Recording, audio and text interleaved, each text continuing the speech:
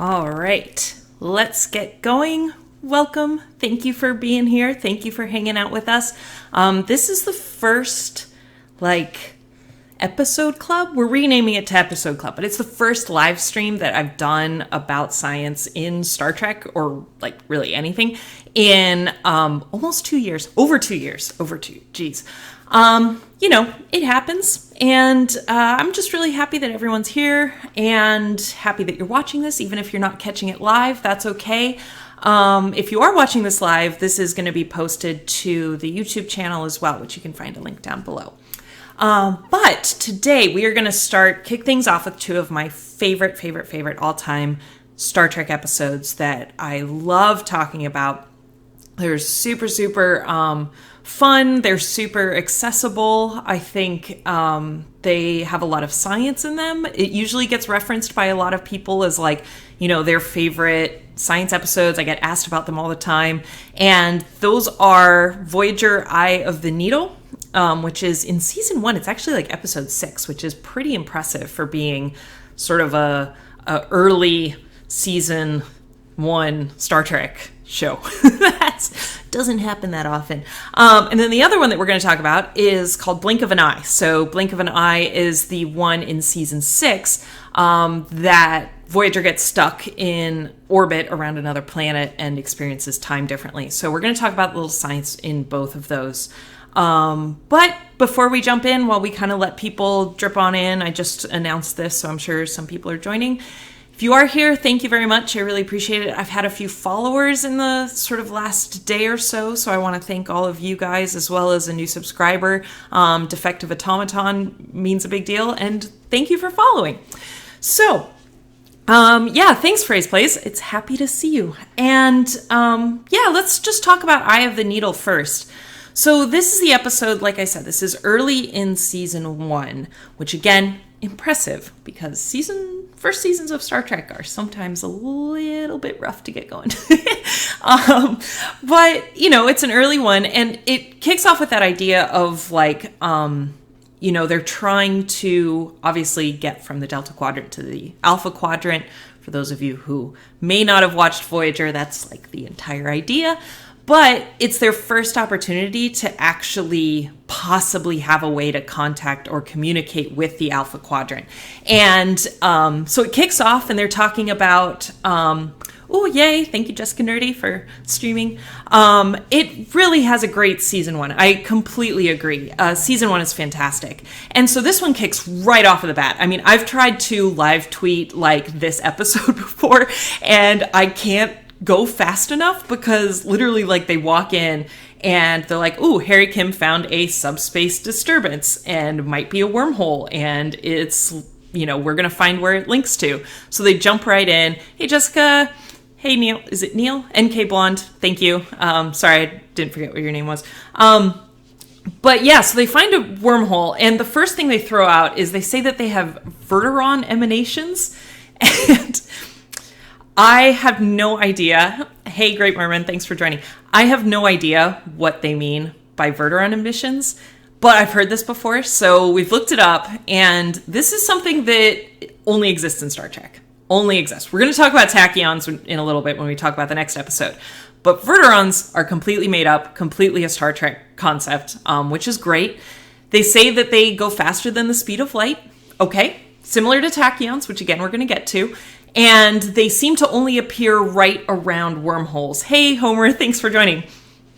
So Verterons and wormholes are tied together. We see those linked together a lot. What they are other than that, not quite sure. The most explanation that we have is that they've used Verterons as a way to protect the ship when it's going into a wormhole, which is important. So as we're diving in, we're going to start first with talking about what wormholes are. Now, if you've been following me for a while, just pour yourself a drink. We're going to talk about space-time. We're going to talk about the stuff that we know. Hey, K-Weeb, thanks for following. It's what we know and love, but it's this idea that the universe is a fabric of space and time. And if you want to travel on the surface of it, normally, you're going to be going fixed at the speed of light. Hey, G-Man Crib, thanks for following. But what happens is that you're fixed at the speed of light. You can't go any faster than that. And what wormholes are a real theoretical thing that basically says you can build a tunnel that will shortcut 2 points in space and time. Now, if you're thinking of space-time as one long flat plane, that doesn't quite make a ton of sense, because if you're going to arc through a tunnel with that stuff, that might seem like it's going to be longer. But instead, think about it like flattened out toilet paper. Like if you take toilet paper, which is a special commodity right now, so happy place, crumple up toilet paper, lay it out. Some of it's going to be folded over, some of it's going to be crinkled. But you can imagine that it would be nice, instead of having to travel along the surface and all those folds, you can just punch a hole straight through. And that's basically what a wormhole is. Again, this is a theoretical thing. It's not Star Trek, it's not sci-fi. It is a theoretical construct of how you can shortcut points in space and time. So that's what a wormhole is. They jump right into this episode saying, we found a wormhole. We don't know where it lands. We don't know how big it is. We aren't there yet. We just see this subspace disturbance that Harry Kim found. And they're going to try to investigate it more. So they head over there. Start studying it. They basically are like, hey, we found it, and you see nothing. And so they, zoom and enhance, and zoom and enhance, and zoom and enhance. And they see this tiny, tiny, tiny wormhole, and they mention that it only has a 30 centimeter aperture. And again, they still don't even know if it leads to the alpha quadrant or not. But that 30 centimeter aperture, you can kind of interpret that as like the event horizon. So the event horizon, the hole in that wormhole that you're going to try to fall into and through, is only 30 centimeters across. And that's not ideal. So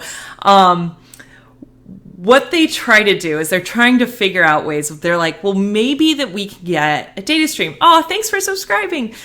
And maybe we can carry, this is what they say, a compressed data transmission through it.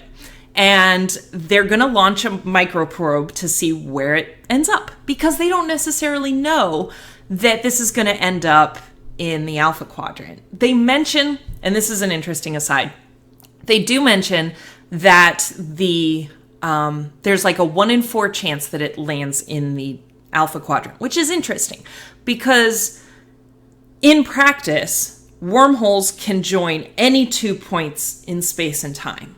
And if we think about our cosmological address, that's where we talk about our solar system, then a galaxy, then galaxy clusters, and then our universe being all of the things. Star Trek only takes place in a galaxy, right? And so that's, wormholes, I guess you can kind of think of as like, if we talk about star systems being cities, galaxies being states, countries being like galaxy clusters, and then Earth being the universe, wormholes can be any method of jumping anywhere around the Earth. And so to say that there's a 1 in 4 chance that it lands in the alpha quadrant, that's kind of limiting yourself to where it could possibly end up. But, hey, we don't know all that stuff about wormholes. We've only done the math at this point. So we haven't actually found any. So it could be that wormholes degrade as soon as you get out to the scale of maybe galaxy clusters or even the universe. That it's just impossible to have wormholes that go to 2 points that are further outside of a galaxy. So, all right, we'll roll with that. So they say that there's a wormhole. It might lead to the alpha quadrant. It might not. We don't know. We're going to look into it. We're going to launch a microprobe. So a microprobe, and let's think, it has to be less than 30 centimeters. And you get a really nice intro to Doctor Who. That's basically what you see as it's flying through here. And then it gets stuck. And Harry Kim, which they proposed to call us the Harry Kim wormhole, so that's what we're going to call it, it gets stuck in what they say is a gravitational eddy. What is a gravitational eddy? They're just using the analogy that a wormhole, think of it like a river or a stream, that there is an eddy in there and that there's some deformation of space-time that it's got caught in. I'm okay with that. That's not unreasonable. Another way to think about it is maybe instead of like an eddy, like a flow pattern, like a fluid dynamic thing, but maybe thinking about it like a small gravitational well that it gets caught in and it just can't escape. It doesn't launch itself up. Yep, our favorite Ensign Harry Kim, but that's why we'll own the Harry Kim wormhole. So what they say is, and Janeway throws this out. She says, well, it's so small, it must have just been here for a really long time, and it's an advanced state of decay. Again, that's something that is purely story. We don't know if wormholes would actually decay or not, what that looks like, anything. That's all theoretical, but I like the idea of it. So what they say is they're going to extrapolate the Verduran exit vector with the microprobe. A way to think about that is, again, we've used Verdurans, these made-up Star Trek particles, to protect ships and probes as they go into and out of a wormhole, which is smart. Because if we did actually detect a wormhole and we wanted to travel through it to see where it ended up, the biggest issue is that the geometry of a wormhole is like a black hole. And what happens when you fall into a black hole is something called spaghettification, as in the gravity at your feet is much bigger than your head, or the gravity at the front of your starship is much greater than the gravity at your end, and you get stretched out. So whether it's a black hole or a wormhole, it's going to have that same effect. Not ideal. So Verdurans in Star Trek, made up, have been used to say that these are the particles that we use to protect ships from that effect, from spaghettification. So this probe also has Verdurans, and what they're going to do is they're going to study the exit vector, the direction these are going when they come out of the wormhole, to figure out where they are. Okay, that works. So again, the probe gets stuck in the eddy. They're all kind of like, well, that sucks.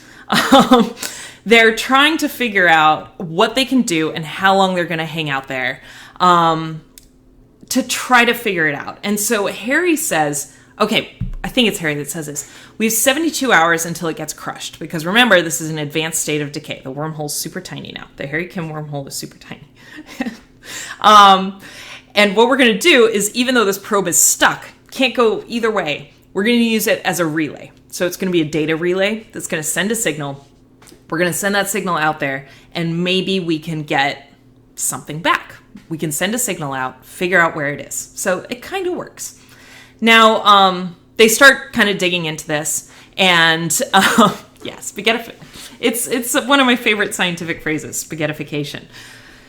So they say they're going to use this as like a data booster, right? That you're going to send in this data relay. You're going to use this probe, send in a signal to the probe. The probe is then going to send it on. So your signal doesn't continually decay and as it travels through this wormhole, because there's still distance to it. Even though it's a shortcut, there's still distance to it. And they only have 72 hours to do this. Side note, Harry hasn't gone this long without calling his parents, which is so sad and adds that nice, adorable, emotional component to this. But going back to the science, they're going to send this signal with they throw out a lot of technobabble. That actually, there's nothing that's really wrong that they're saying. It's just a lot of sort of RF communication that we talk about these days, like, subharmonic pulses. Okay, that's fine. The other side will have to figure out how to respond to it. And then, lo and behold, it is in the alpha quadrant. So, yeah, it's in the alpha quadrant. Now, they're trying to figure out how they could possibly communicate voice. There's someone over there. They've responded. There's some weird things that are going on with the signal that they're concerned about. So they say that there's a lot of gravitational interference with this signal that they're trying to send. So they're getting a signal back. They are trying to piggyback voice onto it. They're trying to communicate with whoever's on the other side. And they talk about using a narrow bandpass filter. That's legit. That's legit.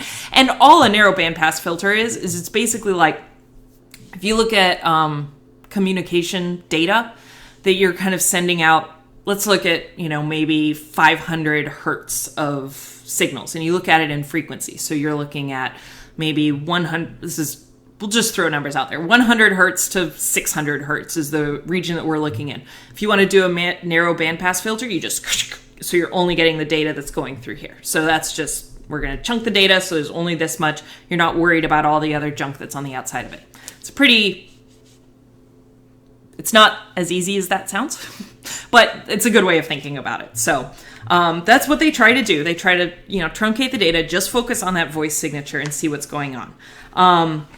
They are communicating with a cargo vessel, a Romulan, who's being Romulan-y and is being a little bit difficult and a little bit sneaky, which is understandable because he's Romulan.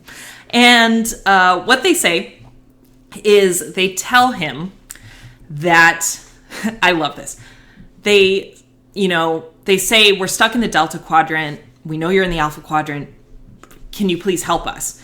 And he's like, how do I know that you're actually in the Delta Quadrant? Because this is a Federation signature. I'm Romulan. I don't trust that. And, you should find some way to, prove it, whatever. And what they say is they ask him to deconstruct the phase shift of their hailing frequency to determine the location. I love this. And this actually comes back into it. Okay.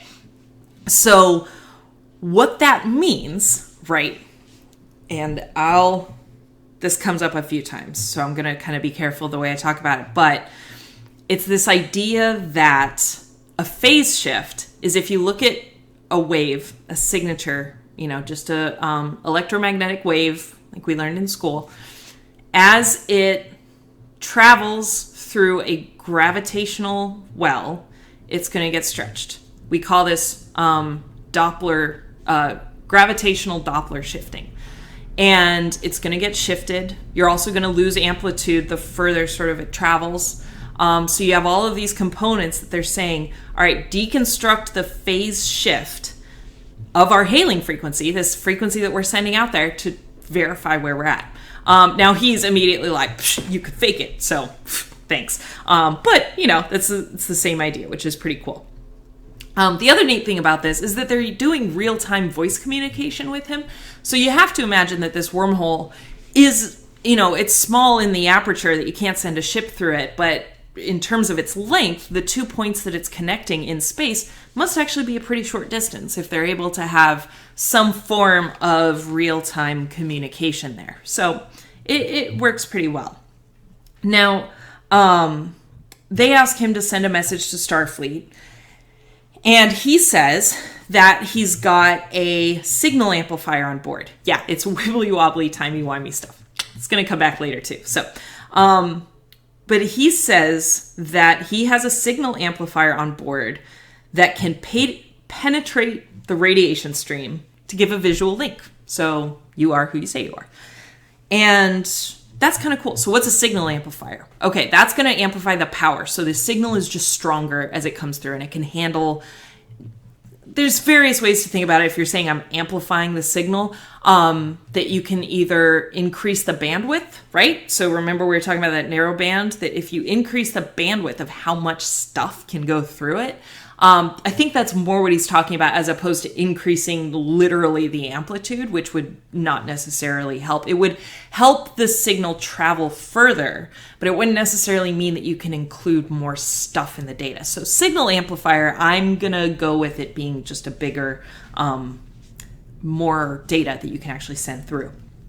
And so by doing this, by increasing the power, which we'll go with, because he says we'll penetrate the radiation stream doing that. So that works. As well as increasing some of the data. We can have a visual link now. So that's pretty cool. He sets up the visual link. He's like, I don't know that class. And so they, weird stuff is going on. The probe's going to break down in 48 hours. And then Torres runs in and says, we need to chat because I got stuff to tell you. And then my favorite gif ever of Janeway is come science with me. She doesn't say it, but this will look in her face. Come science with me. And so they go off, and Torres says she's realized that this phase amplitude of the visual link, so this signal amplifier that the Romulan is using, is within a few megahertz of transporter protocols. Okay. Few megahertz of transporter protocols. Again, let's imagine it, not just that it's increasing the power, but that it's increasing the amount of data that can go through. that's where it's saying, oh, we're on the edge of where we use frequencies for transporters.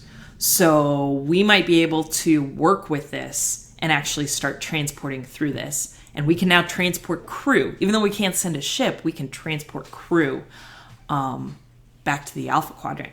So that's exciting.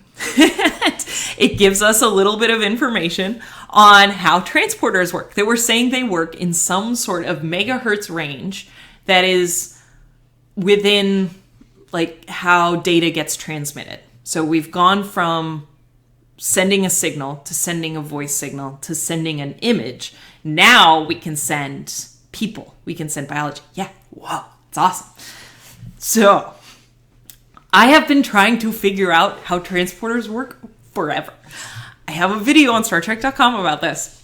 They kind of contradict themselves, and they even contradict themselves in this episode with the way that they're talking about it.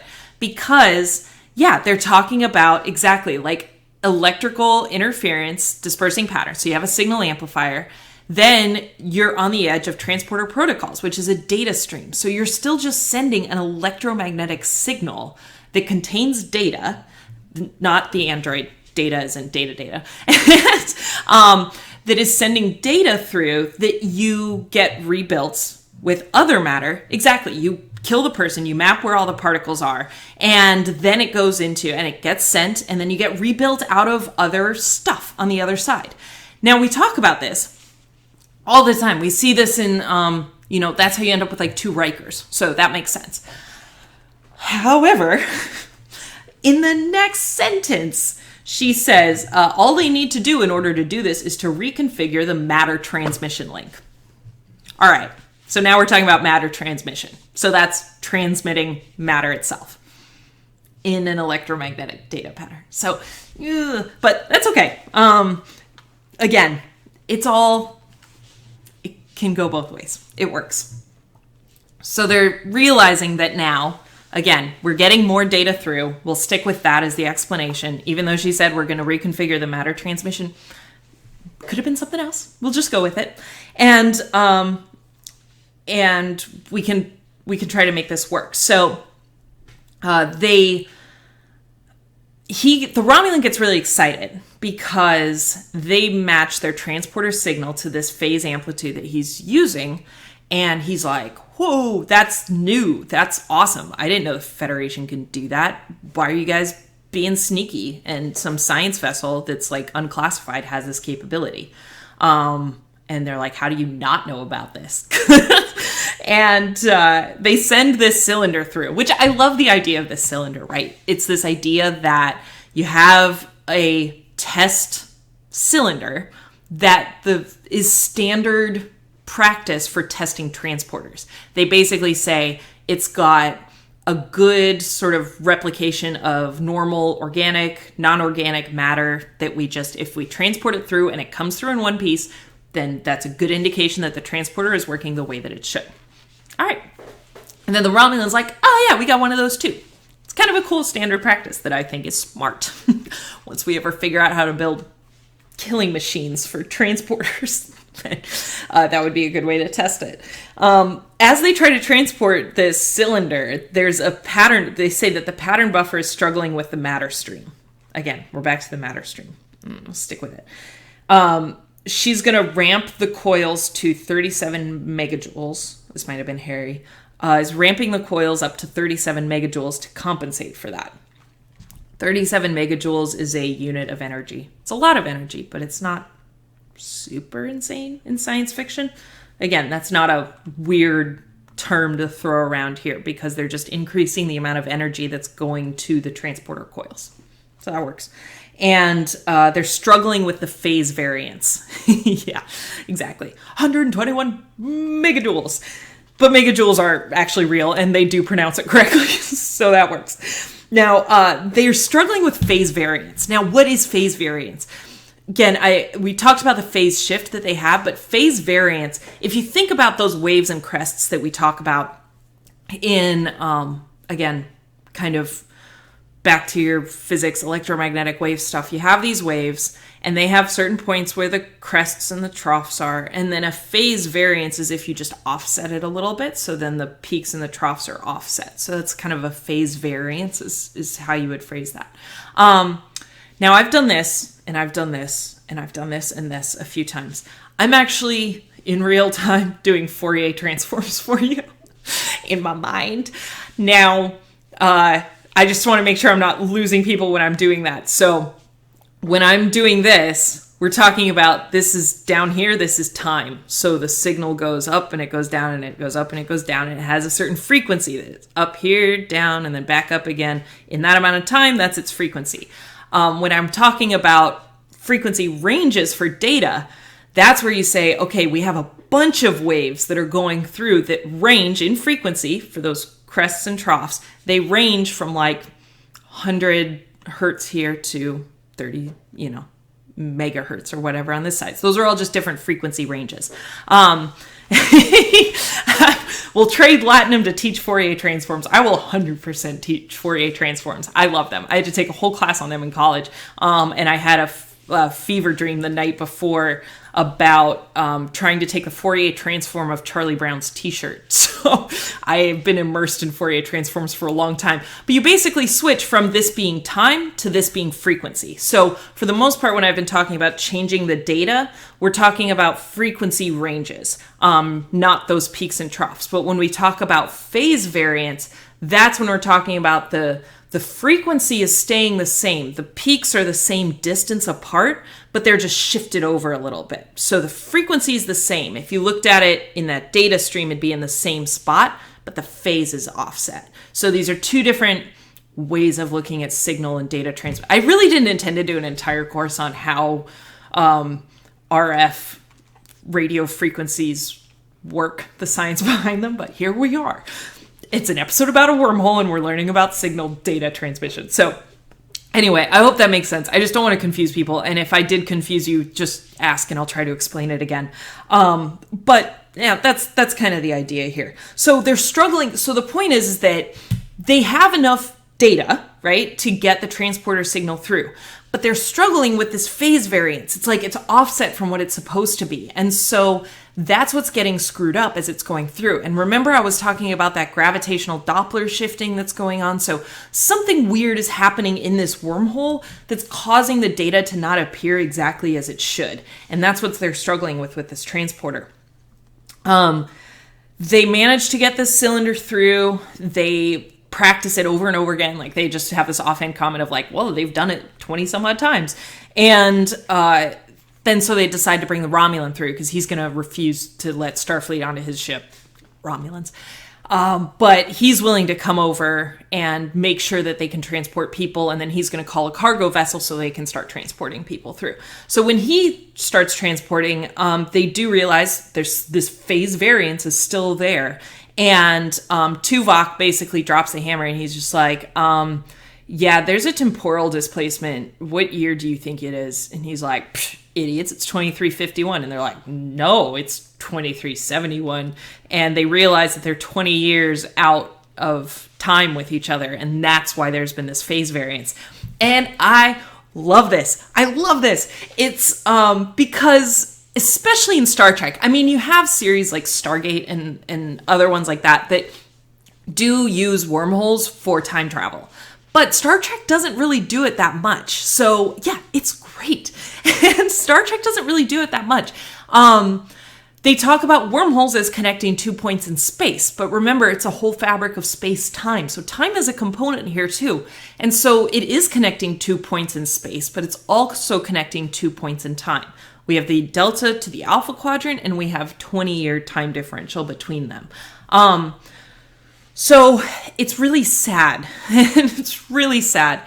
He basically is like, well, you can come back with me? And they're like, ooh, that temporal cops are going to show up real fast if we do that. And then he's like, well, I could tell Starfleet not to launch your mission. And Chakotay's like, we've done a lot in this quadrant that's going to break a lot of things too. And so they compromise by saying, look, we're just going to give you all the letters that we wanted to send way back at the beginning of this episode. Can you just give them in 20 years to Starfleet so they know we're alive? Because no one knows what happened to us. And he's like, absolutely, look me up. He gives them his name. It's a really good episode. And he takes the data stick with him. And now, yeah, exactly. It would be a huge paradox. And I love that Chakotay's like, oh, we've done a lot in the Delta Quadrant. We haven't just been like silently trying to make our way. In the 5 episodes we've been here, it's going to break things if we don't come here first. And we broke a lot of things.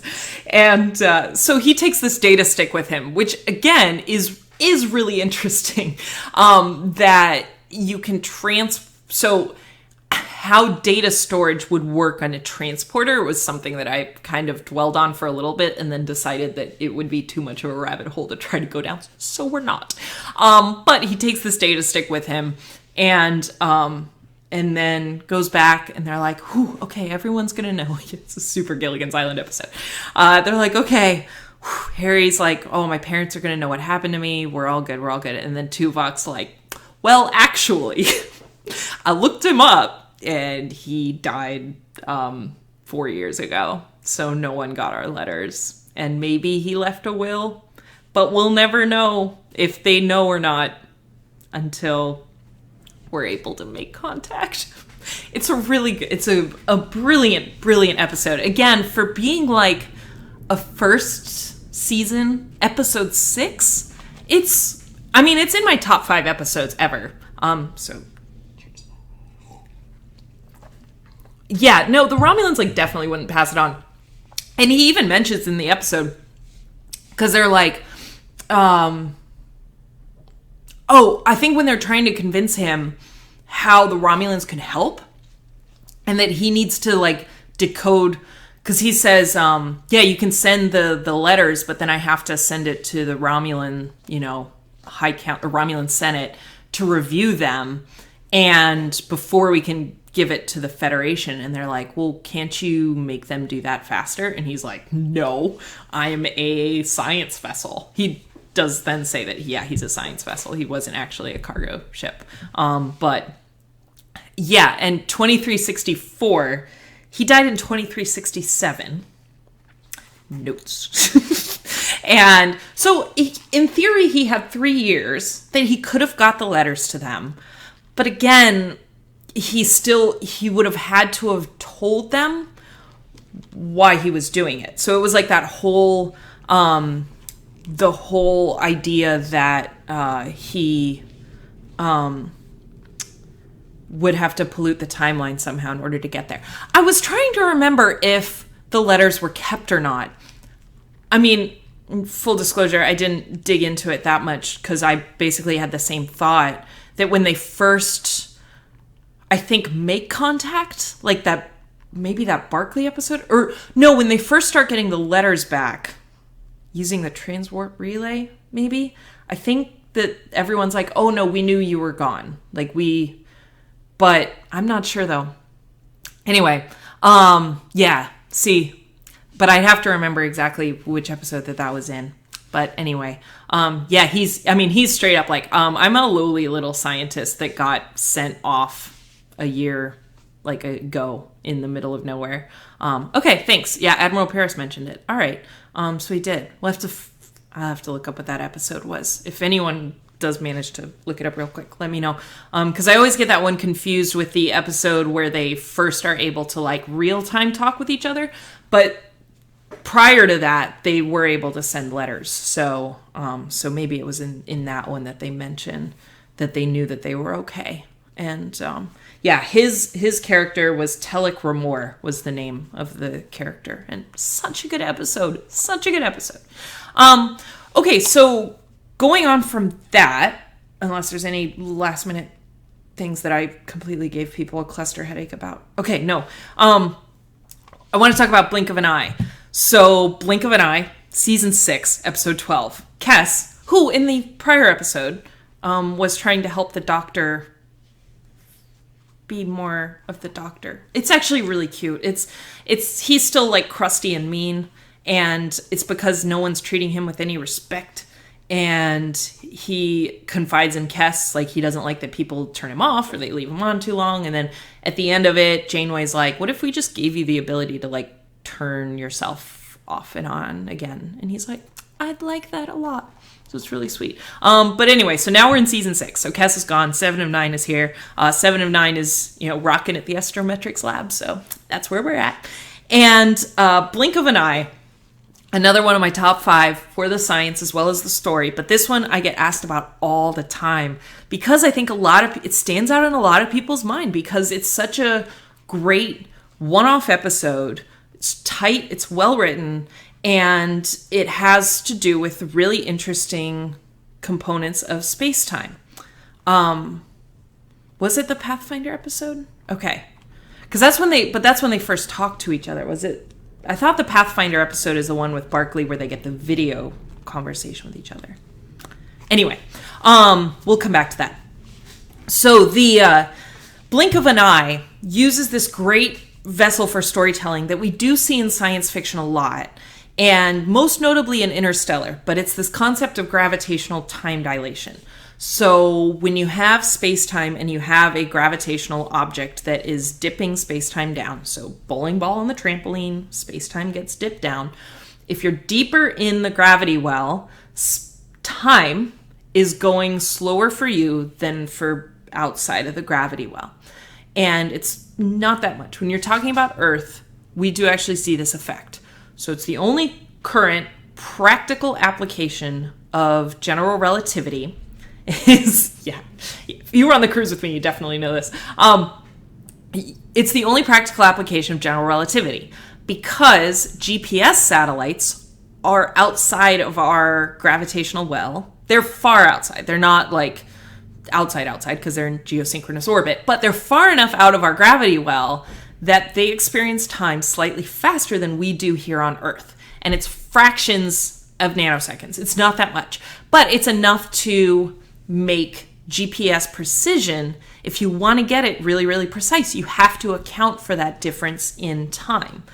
And so we do see this, but again, fractions. And people have like calculated, because Scott and Mark Kelly are twins, that he spent a year up in orbit and his twin was here on Earth. Because of that gravitational time dilation, does it change how much older he is? And honestly, it doesn't even make up enough difference for like the time it took them to be born as twins to be that significant for just a year of their lives. But still interesting. And yeah, he did experience time differently, just not noticeably. Now, in this episode, it is noticeable. And what they do is, again, this is one that I've tried to like live tweet the science of, and it goes so fast that I just can't. But here I had the pause button, so I was able to make notes while I was going. But they basically jump in and they're like, "Whoa, that's weird." And Tom Paris is like, "That didn't show up on any of my multiple choice exams." And Tuvok jumps in and he's like, "All right, I'm getting data on this planet, and it has gravimetric readings similar to a collapsed dwarf star." Awesome. Okay, I'll unpack that in a second. He says it also represents a quasar because it has a high rate of rotation, 58 revolutions per minute. 58 revolutions a minute is about one revolution a second. That planet is whipping around. It is whipping around. It kind of gets lost on us when we're telling the episode because they don't really come back to that, but it's just going really, really fast. So remember that. But the main point is that gravimetric reading similar to a collapsed dwarf star is pretty valid. So a dwarf star could be many things. We use that term a lot. If you've heard the term white dwarf, that is a remnant of a dead low mass star. So our star, likely, when it kind of sheds its outer layers and it's reached the end of its life, it's past red giant, it's going to go back and sort of expel. It's not burning anything. It's run out of fuel. It's going to expel the outer layers, and what's going to be left behind is a white dwarf. Now, that's a star at the end of its life, and it's already collapsed, so it wouldn't necessarily collapse further. Thanks for following. And the other type of dwarf star that we've seen are brown dwarfs. So this is probably more like what he's referencing. Brown dwarfs, if you look at the Hertzsprung-Russell diagram, the HR diagram, and if any of you took Astronomy 101, it's coming back at you real fast. Where you have, let me see, high mass stars over here, low mass stars down here, and then way, way down here you have brown dwarfs, because they never reached a high enough mass to actually start fusing hydrogen into helium.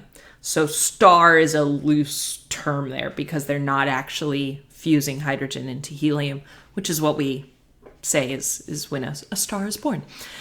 And brown dwarfs are sort of further down, so they don't actually emit hardly any radiation, because the radiation we get from a star is from all that energy being released when hydrogen is fusing into helium. Because brown dwarfs aren't doing that, they're like not really emitting anything. They're just really kind of denser clumps of hydrogen gas that are just kind of floated. They have there's high enough mass that they've kind of collapsed into a round objects, but they haven't started fusing. But because this is a planet, and he's talking about a collapsed dwarf star, okay, so he's basically saying, well, this planet has about the mass of a brown dwarf. It's just collapsed down to the size of a planet. So it's got a really dense gravitational well. And that kind of works. I mean, we can be nitpicky about it, but the way that he's saying it, I'm okay with that. And that's really the big takeaway, is that it has a really deep gravity well. And so that kicks off the whole story, because we learn very quickly that they're experiencing time differently on the surface than Voyager is. As they start approaching it, Janeway's like, put us in a high orbit. And immediately the warp drive goes offline. They can't use their impulse engines. Everything goes bad. And they're like, we got caught in the gravimetric gradient. You fell into the gravity well. That's basically what they're saying. And there's something weird going on that's not letting us escape that. Because you would think, at the very least, impulse engines would be able to escape a gravitational well of a planet. One would hope. And they basically say, no, we can't. We're stuck. And then it flashes down to the planet, and you see sort of this, ancient prehistoric type culture who sees this big star appear in the sky, and then the ground shakes. And they're like wondering what that is. Now it then goes to say, you can kind of, event horizon is a little bit tricky to say in this context, because we usually talk about the event horizon as the point of no return with a black hole. But that's so if we use event horizon as like the point at which a starship couldn't escape, then we can definitely say that's the event horizon is where they're stuck. They say that they're stuck in synchronous orbit, 57,000 kilometers above the surface.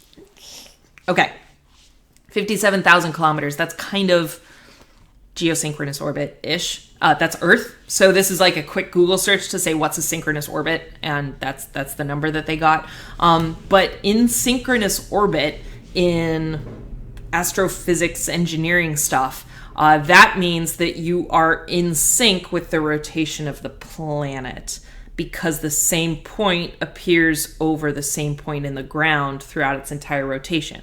That's why we have geosynchronous orbits. Geosynchronous satellites, they stay over the same point on Earth all the time. Their rotation, their orbit around Earth is 24 hours, so they rotate with the Earth. So if they're saying they're in synchronous orbit, then they are probably closer than 57,000 kilometers, given that the fact that the planet is orbiting 58 times a minute. They're close to that planet, but that's fine. But they are in synchronous orbit. I think that's probably the logic tree in terms of like how they got to saying that phrase, was because they wanted this Voyager to be in the same spot in the sky all the time. For the people on the planet, they wanted to look up and see the star, Voyager, at the same point. And so they said, okay, well, that's a synchronous orbit. And then looking up where a synchronous orbit is on Earth, that would be about 57,000 kilometers. But because the planet is rotating so fast, it's probably much closer than that. But that's okay. I'm just just using this as a teaching moment. It's fine. It's so inconsequential to the story. There's nothing terribly wrong. We're just learning from it. And so 7 of 9 calls them to the astrometrics lab, and they go in there, and she's basically like, dude, the planet's weird. Like, it has a tachyon core, and that's what's holding us in place. It's emitting a tachyon field, and we disrupted this field, and we got caught in it. The images that they show for it are basically like a magnetic field. So if you look at Earth's magnetic field, we have this molten metal core, right, that rotates and creates this magnetic field around Earth that acts like a shield from solar radiation. Yeah, that's not important. But they use that same image to say, okay, there's a tachyon core, and this planet is emitting a tachyon field that has trapped us and is holding us into place. And the way they kind of tie it together is that the warp drive has something to do with that. Thank you. That the warp drive is what got it stuck. And now it's almost, and they say this, that like Voyager is acting like a third pole, right? That it has tachyons in it because that is a component of warp drive. Again, don't have to get into now. But because of the tachyons in Voyager, it's interfering. So it's almost like, if you can imagine, we have Earth's magnetic field. Imagine you just brought a giant, not physical, not real world magnet towards Earth. It would disrupt Earth's magnetic field and possibly itself get stuck. So that's kind of the way that they're talking about it. It would align itself and it would start to create its own magnetic field around it. That's exactly what they're using to explain this. They've realized that there's a space-time differential going on between where they are and this tachyon core. Okay, so this is the meat of the story, right? I talked about gravitational time dilation. Deep in a gravity well, you experience time slower than outside. They realized that there is a gravitational time dilation going on while Voyager is stuck around this planet, but it's extreme. And it's backwards because it is faster on the planet than it is on Voyager, which is reverse of what I talked about earlier. So remember, deep in a gravitational well, time is going slower for you. Here, they're deep in the gravity well, time is going faster for them, and it's going really, really fast. But it works because of the tachyon core. Because tachyons don't dip space-time, they invert space-time. And so near that core, the tachyons are making time go faster here than they would be further outside. Don't ask me how the gravity works. It will break down super fast if we start breaking into that. But that's exactly what we're talking about. And so because they explain by saying that they have a tachyon core, that is why time on the surface is going faster for them than for Voyager. Love it. Awesome. Awesome, awesome, awesome. Torres says that the matter-antimatter reactions are still active, but this whole field is compromising the nacelles, which is fine because, again, how warp cores get their energy is through matter-antimatter reactions. Tachyons are not necessarily part of that. And so they're more of a residual effect of the warp core as opposed to actually using it. So she's like, matter-antimatter is working. The tachyon side of things is what's going to screw us up. Can't think of a really good analogy right now. I was this close to one. If I think about it, I'll let you know. So they send a probe in there. Chakotay gets really like geeked out because he can run a science experiment on this planet. And he loves sort of astroarchaeology to study ancient cultures.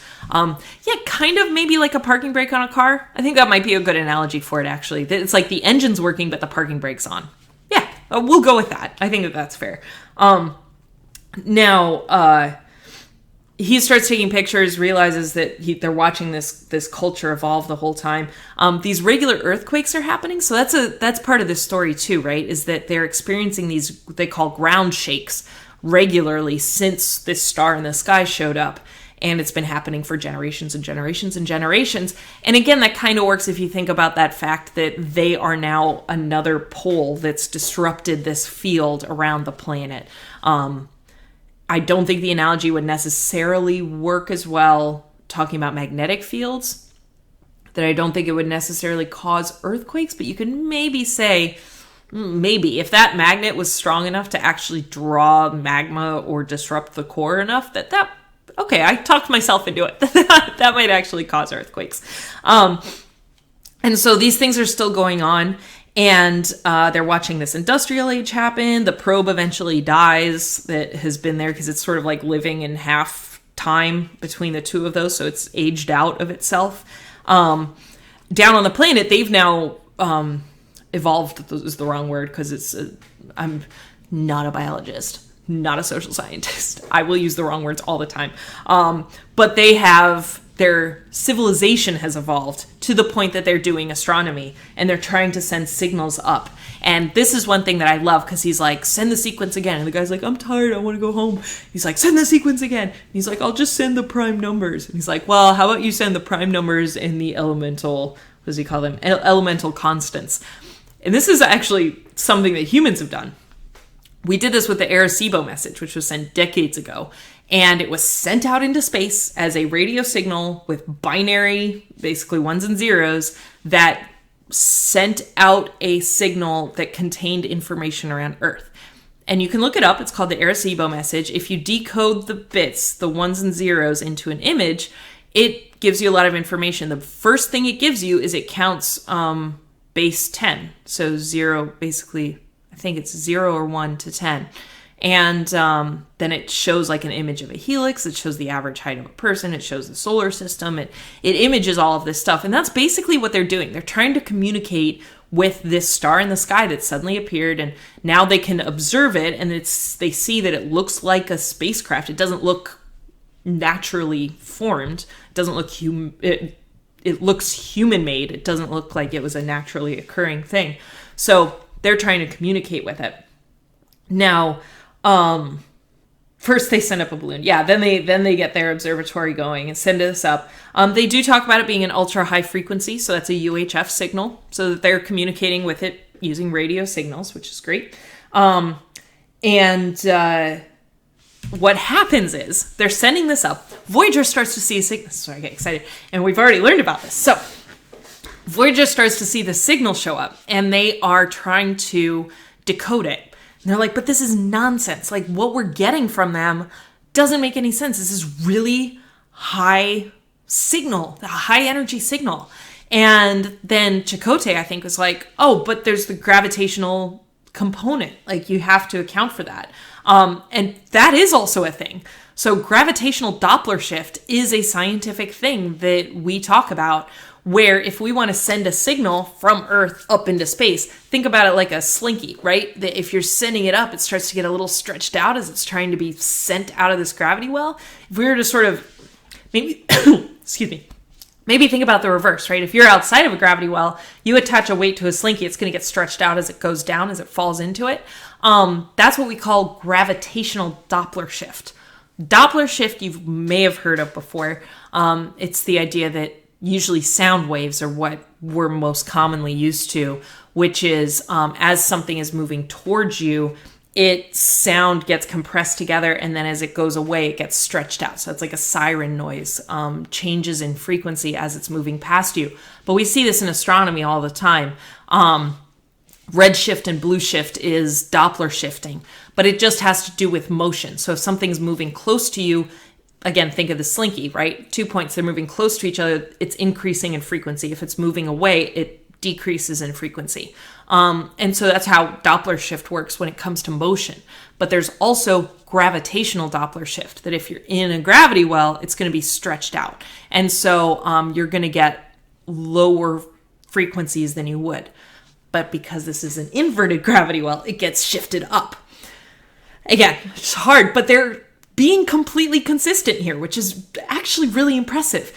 And they don't even say the term gravitational Doppler shift, but the way that they're talking about is exactly that. And it's consistent with the faster time on the planet than it is up on the ship. And so they're experiencing this extreme gravitational Doppler shift. What they do is they basically stretch it out to what it looked like when it was sent, and then they're able to decode it, and they realize that it was a signal. By the time they figure this out, generations have passed, right? Maybe not generations, but a few years have passed. So they have to figure that out. This is kind of where they realize they've screwed up the entire prime directive without meaning to. They're like, well, we got to go see how these people are, like, do they hate us? Are they going to try to shoot us out of the sky? We need to figure this out. And then they're like, but they're pre-warp civilization. And then the discussion's like, well, we've already screwed them up. So it's not going to make a difference. But then the argument against it, right, is, well, the time differential is going to screw us up. If we try to actually go land and communicate with them in person, it's going to screw them up. It's going to screw that person up because of this time differential.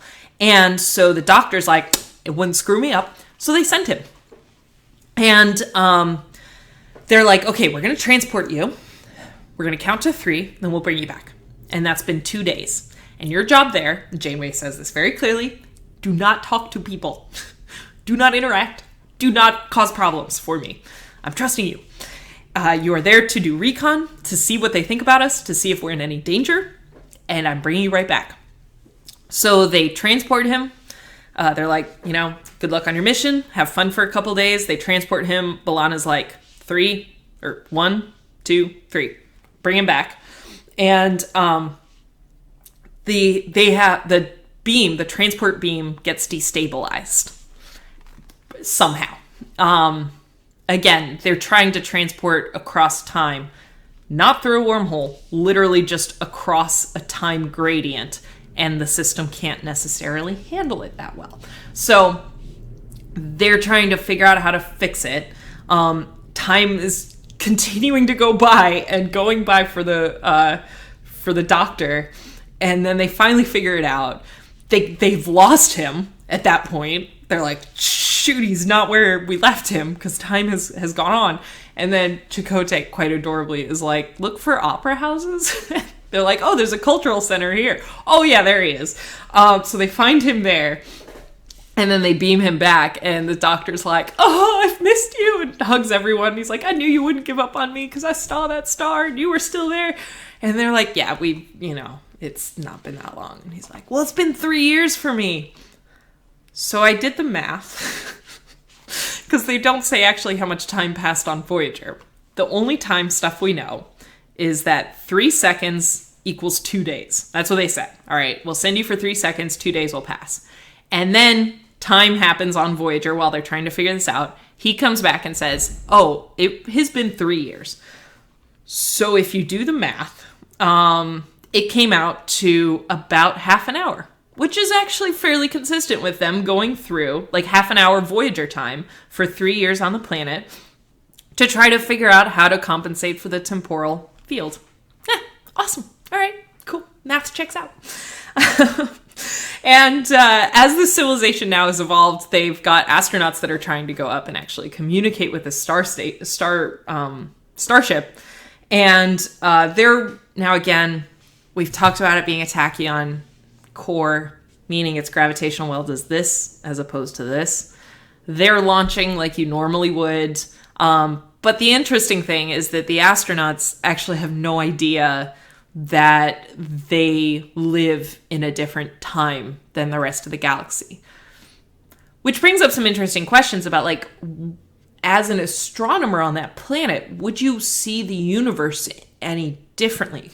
I mean, basically, how would you be able to do astronomy? Because you would be experiencing time faster than you would see any astrophysical events ever happen. You're in your lifetime, like, stars would, if you would happen to catch a star supernova, maybe, but everything would basically be frozen in time. The short version is like, we have discovered, if you go back to early days of astronomy, trying to figure out, are we the center of our solar system? Are we not? Planets are named as such because they're wanderers in the sky, because we saw the planets moving differently in the sky relative to the stars behind them. That's how we realized that we were part of a star system. But this planet would never actually make that connection because they would never see a planet moving because their time is so much different. Thank you. So it's interesting to think about. But if their entire purpose of doing their astronomy is simply to figure out what Voyager is, again, prime directive, But, you know, that is still advanced the civilization. So it's kind of cool. It's interesting. But they launch, so don't worry about the gravitational well in terms of the astronauts launching off of there. They lose contact, so they basically launch, and then halfway through their launch sequence, they're like, we've lost contact with our home base. Like, does anyone know what we're doing? And they're like, well, we'll just keep going. So I don't know if you remember this, if you had a chance to watch it again or not. But there's 2 astronauts that launch. There's a man and a woman that launch it. The woman, weirdly, and when I first watched it, she reminds me so much of Sigourney Weaver as Ripley. It is not Sigourney Weaver. I've looked this up. I would love for that to be the case. But she has very, very Ripley vibes. They get to the ship. They've lost communications. They do manage to dock with Voyager, and they get out. And everything's frozen. It's one of those, like, you know... just weird sci-fi episodes where they're walking around and everyone's like half interacting. Everyone's frozen in time and they're experiencing time normally. And then she basically collapses and he reaches for her and he collapses. And then time kind of jumps back to normal and Janeway's getting, you know, Neelix is pouring Janeway some coffee and she's like, 2 collapsed people just showed up on my bridge and runs over. They manage to revive him. The woman doesn't survive. And right before they collapsed, they were like, maybe there are different laws of physics here, which is kind of what was going on. They explained to him what the case is. You know, Janeway's like, oh, you know, should be an existential crisis for you. And he's like, well, at least like I have answers now. And it's like, it's weird, but you know, I was able to figure this all out. And so they're trying to make their way out still. They detect antimatter implosions on the surface and they're like, oh, they're experiencing with warp drive, which I love because we don't know how to figure out warp drive. Our biggest limiter to warp drive right now is energy, how we could get enough energy to warp space-time. So maybe we have to implode antimatter to make that happen. Not recommended. Don't try that at home. But they're actually like developing mostly weapons and firing them at Voyager because now time has continued to pass on. They explain everything to him. They ask him to go back and explain what's been going on. They do say, like, in order for you to survive, we'll accelerate your metabolic functions to make the transition. As a non-biologist, I'm like, sure. Metabolic functions. I remember metabolism has to do with how fast your body processes things, so we're good with that. Again, things are carrying on. Like 10 minutes going down equals a year and a half there. Because he gets there, and they're like, well, they haven't fixed things, and Jane was like, it's been a year and a half, and like, what's been happening? And then this thing goes up and carries them out. And they were pulled out by a tractor beam. And then this guy beams aboard, right? And he's like, oh, I'm okay because we've advanced. I have a temporal compensator and I can't stay long, but thank you. And you're free. Go be free. And for a second I was like, well, but time has been passing on this planet. Like, would he still be alive? And he still looks kind of young. And that I think really hits at the base of what this entire episode is about, right? It's the entire thing is talking about the Prime Directive and how you can inadvertently cause a civilization to advance beyond what they would have normally just by existing. I mean, it's kind of the premise of 2001 Space Odyssey too, right? This idea that these obelisks, if anyone remembers that, idea that the obelisks show up and that the curiosity in the apes is what, as to like, what is this shiny, square, perfectly shaped object, pushes them to, in that case, actually evolve. That's what Voyager did. That its presence in this planet caused it to go further. And then thinking about that time, right? Because we were kind of chunking the ratios, and Janeway said, well, in 10 minutes, it's been a year and a half, which checks out too with the previous calculation. I think we had, that would be 20 minutes would be 3 years. I had 0.45 hours. So yeah, 20 some minutes would be about 3 years. So again, The math checks out. But it's not unreasonable that maybe in 10 minutes, 20 minutes, 30 minutes on Voyager, even if it was a few hours, it would be less than a decade, for him, maybe 15 years. So he wouldn't have aged too much. And again, going back to the whole theme of the episode, Voyager has pushed this civilization to go forward. And not only that, but this guy's gone up there and seen their technology, and he can try to learn from that. And they went in, 10 years for them to be able to beam Voyager out of their gravitational well and be able to build a temporal compensator so he can go and talk to them and not have that affect his biology. That's a huge technological advance for a civilization, but they had Voyager. So that brings into sort of interesting discussions on how that can affect that. From when he went up to back down, it was 50 years. So you're right. Like their technology would have continued to evolve anyway. Now, they were focusing on weapons, so maybe his presence kind of stopped that weaponry component. You're very welcome. I'm happy and to go through this science, because I think, again, this episode is one that almost, even if people have never seen my stuff, or they've never come to one of my talks, but they, hear what I do, and Star Trek fans, they bring this episode up because it seems to be accurate, and at the very least it's self-consistent. Again, if you start to think about the gravitational, actually how you would stay on a planet with an inverted gravity well that's rotating one time a second, it's a little bit difficult. But I love the fact that the gravitational time dilation is inverted, and it's inverted because it has a tachyon core. So the science of that is totally solid. And the story and the way that they go through it is pretty brilliant. And then for him, it ends with him as an old man, after they've moved Voyager to a safe zone, seeing them fly away. And again, just a quick check with that is, their ship was pretty messed up from having weapons fired at them. And so imagine they took a few hours to make those repairs and then leave. That would be decades on the planet. And so it would make sense for him to be an old man watching them fly away. So I really like it. I think it's a very self-consistent episode. The tachyon core, the gravitational time dilation, the gravity well, all of those things are hold up, and it's pretty cool. So thank you. Thanks for coming. I was going through all these notes. I do have a Patreon that I set up.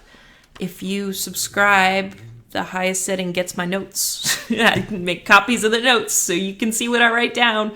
There are lots of frowny faces and smiley faces and math notes. You can see me actually do the math. I do the math. And so that link is down below. And I really enjoyed it. I'll be posting these to my YouTube channel. Part of the Patreon as well is that you can suggest episodes that we talk about here. So I'm going to aim for 2 to 3 episodes at a time. I think we do about half an hour on each episode and break down the science mostly. But we can talk about the philosophy of the Prime Directive as well, or any other thing. And it doesn't have to be Star Trek. So I've reserved Sundays to have Star Trek focused, even less science, more just Star Trek focused discussions. But this could be any sci-fi series. So if you want to see something on The Expanse or Firefly or Battlestar Galactica or any of those, feel free to suggest those as well. And I really appreciate you spending the time to hang out. Thank you. It's been a pleasure. I saw yourself as a few others followed during this, so I hope you continue to drop in if you see me online. I also randomly stream. I stream on Monday mornings for sure, but I play games on my PC and I might just stream.